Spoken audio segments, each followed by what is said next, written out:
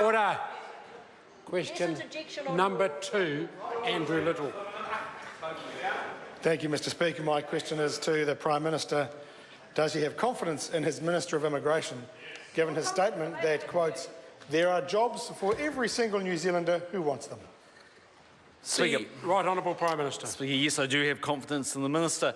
As the Minister went on to say, it would be naive to think there were not barriers to employment for some New Zealanders. The government is working extremely hard to remove those barriers and ensure that every young New Zealander is fit for work. Supplementary. Supplementary question, Andrew Little. Why were work visas issued for 6,500 labourers in the past year when 15,600 unemployed New Zealanders were looking for labouring work? The Right Honourable Prime Minister. Precisely, but I'm fairly sure it'll be because they are in different locations. I mean, of course, for the average New Zealand employer, they would far rather take someone on locally because it's an easier process to go through by definition. As you see with something like the Christchurch rebuild, they need an enormous number of workers over a short period of time, and frankly, a lot of people weren't prepared to move to Christchurch. You were asked to. Supplementary. Order. Order. No, that's you, Jerry. Order. Order. From both sides, the level of interjection and cross-chatter is disruptive to question time. It will cease. Andrew Little. Mr Speaker, can he guarantee work visas are only being issued to fill genuine skills shortages? The Speaker, Right Honourable Prime Minister. What I can guarantee is that the government looks at the issues of where skills are required, and over the last 3 years, 56 occupations have been taken off the list and only 5 have been added. The reality is that, as I said, there are often mismatches between where the demand is for people and where people actually live. So that's primarily the issue. You can see from the fact that there are so many jobs being created and the unemployment rate's falling that broadly it's working, but people won't always move in location. Supplementary. Supplementary question, Andrew Little.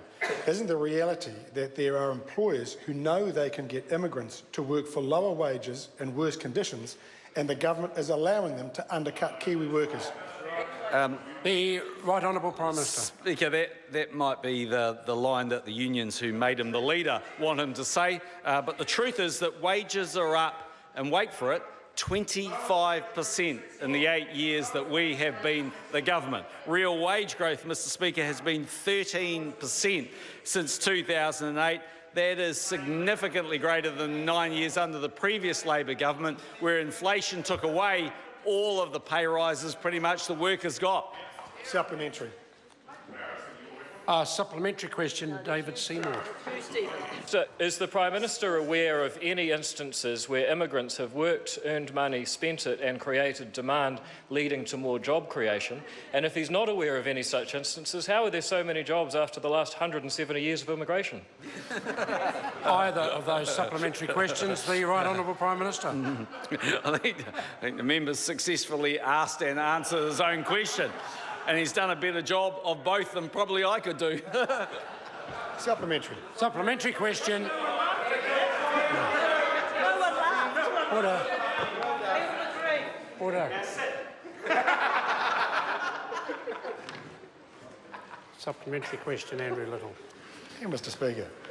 Does he agree with Treasury and MB that the immigration system is being used to drive down wages rather than being used to fill genuine skills gaps? The Right Honourable Prime Minister. Speaker, I don't think that's an accurate reflection of the way both Treasury and MB view migration. I think they have made the case that we need to constantly be looking at who's coming in and why, and whether it's possible to get New Zealand workers. And of course, that's something the government's doing. And through the business growth agenda, we've had a significant program of big employers training people. We've got more people in apprenticeships. There's a huge amount of work going on. But the reality is some work is part-time. And Mr Speaker, this is not a new thing. It was under the previous Labor government that RSE was introduced to New Zealand for the very reasons to support our agriculture and horticultural sector. And when that was happening, it was very successful. Well, Mr Speaker, there's one person that's lost his job, and that's David Cunliffe, because he led the Labor Party to the worst result in the history of the party. Order. Supplementary question, Tim McIndoe. Thank you, Mr. Speaker. What reports has the Prime Minister... Absolutely, Mr. Williamson. Mr. Speaker, what reports has the Prime Minister seen supporting the contribution migrants make to New Zealand? The Speaker. Order. The Right Honourable Prime Minister. Mr. Speaker, I've seen one report that started stating that, and I quote, "I welcome all people who want to make a future for themselves and their families to be part of our beautiful country." Couldn't agree more with that. And I saw another report that said, "I would never want for anyone in this country to feel like they are somehow being targeted." That was, of course, from Andrew Little just a day after he called for a ban on Chinese and Indian chefs. Order. Order. Order. Point of order, Andrew Little. Thank you, Mr. Speaker. I seek leave to table a Treasury paper called Immigration Work Programme Opportunities for Policy Changes, which states that increasing flows of younger and lower skilled migrants may be contributing to a lack of employment opportunities for local workers. And I seek leave also to table an MB report called Improving the Long-Term Contribution of Immigration to the Labour Market, which states filling labour shortages through migration can result in wage suppression. Order. I am familiar now with the two documents. I just need to check whether they're easily available to members on a website. Well, Mr. Speaker, I only received them in hard copy. I couldn't find them any other means. I'll take the member's word for it and put the leave sought to table a Treasury paper and an MB document. Is there any objection? Yes, there is. There is objection. Supplementary question, right on... Order. They're on the New Zealand First. Order. Order. No, I'm sorry. Mr. Peters will have to resume his seat. Point of order, the Honourable Jerry Brownlee. Mr. Speaker, just recently you've been generous in putting leave, having previously made it very clear that if something is publicly available, then leave to table in the House is inappropriate. The problem with that, of course, is that when we know that something is freely available and we deny the leave, then the political win obviously goes to the person trying to table something that's already out there. I suspect Mr. Little has the information he's got because one of his staff members downloaded it for him. Order. Order. Well, I will hear from Andrew Little. Mr. Speaker, there's got to be some kind of equivalence here. When I put a question about this issue, the catcalls from Mr. Brownlee and Mr. Joyce were that the statements which are proven in these documents were never made and did not exist. It cannot be the case that they are able to assert, even by way of interjection in this House, that something which a government paper says is true is not true, according to them, and then they then seek to prevent me from tabling a paper that proves the opposite of what they are asserting. Order. I'll address both points together. The purpose of tabling a document is to better inform members of the House. It's not the opportunity to make a political point. I'm unaware of whether those two documents are easily available on the website. I therefore ask the member who's seeking leave to table them, and on this occasion he was not able to give a categoric answer. My decision then is whether to put the leave.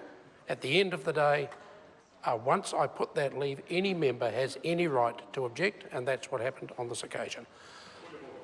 Point of order, Honourable Michael Woodhouse. Mr. Speaker, I draw your attention to Speaker's Ruling 1632, which is around the tabling of documents and the addition of descriptions, which you have previously ruled out of order, but we've seen a trend of increasing commentary about what the document says, which in recent times has paraphrased, in many members' view, incorrectly what the document intends to say. And I would just draw your attention to that, Speaker's ruling. Again, that's an easily matter to resolve. If a document is deliberately incorrectly described, then a member risks a very serious allegation being raised by another member of misleading the House. On that occasion, I allowed a fairly fulsome description of the document because of the answers that had been given by the Minister and also the interjections that had occurred. Further supplementary question, Right Honourable Winston Peters. Could I ask the Prime Minister, does he believe immigration controls under his government are tighter than under the previous Labor government? The Right Honourable Prime Minister. Speaker, well, interestingly enough, actually, there's been a bit of talk about this 210,000 work visa number, and I think my office went away and had a look at the number back in sort of 2008, and the number was broadly about the same give or take a little bit on working holiday programs, some fluctuation in the categories, but numbers are broadly the same. Order. Point of order. Right, Honourable Winston. Mr. Speaker, I didn't talk about one specific area. I said immigration controls, are they tighter under his government than the previous Labor government? I'm waiting for that answer. Tighter or not? Order. I'm going to allow that question to be repeated simply because Thank you, Mr. Speaker. Order. Simply because I couldn't hear the answer because of the level of interjection coming from my left.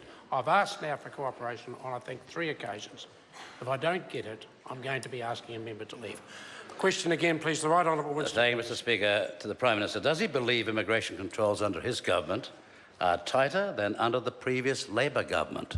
The right honourable Prime Minister. Speaker, I think they're broadly about the same. I think the big difference really in migration flows in this period of time has been that instead of 35,000 Kiwis leaving every year to go to Australia, New Zealanders have come home and stayed here because under a national-led government they can see a brighter future. They're ambitious for New Zealand. They've got a 25% wage increase and they're doing pretty well. And I think it's only natural that they would come back and want to be part of it. Order. Supplementary question. Right honourable Winston Peters. Minister, if it's, as he says, Pepsi or Coke, can you confirm that over the last 2 parliaments that New Zealand First has asked more questions on immigration than all the other political parties put together? Order. Order. No. There is no Prime Ministerial responsibility for that.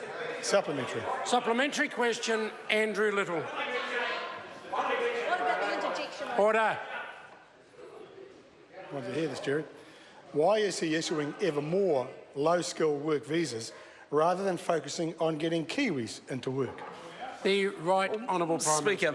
Speaker, there are a great many more Kiwis in work. For a start off, over the last 3 years alone, 200,000 jobs have been created, and we forecast there'll be another 170,000 over the next 3 or 4 years. Mr. Speaker, there is considerable number of Kiwis going through a variety of different programs, as I mentioned earlier. The unemployment rate under this government is now falling after the global financial crisis. So there's no question that there are Kiwis going to work. What there is a genuine mismatch in some parts of the country to the other. And actually, it would be great if some people where there is high levels of unemployment or where there are opportunities, not so many opportunities, would move to parts of the country when there is. But it's not as easy always for them to do that. Supplementary. Supplementary question. Andrew Little. Why, when the ANZ, Harcourts, the Reserve Bank, Treasury and now the Auckland Chamber of Commerce are all questioning his government's immigration settings, is he so out of touch that he won't even admit there's a problem?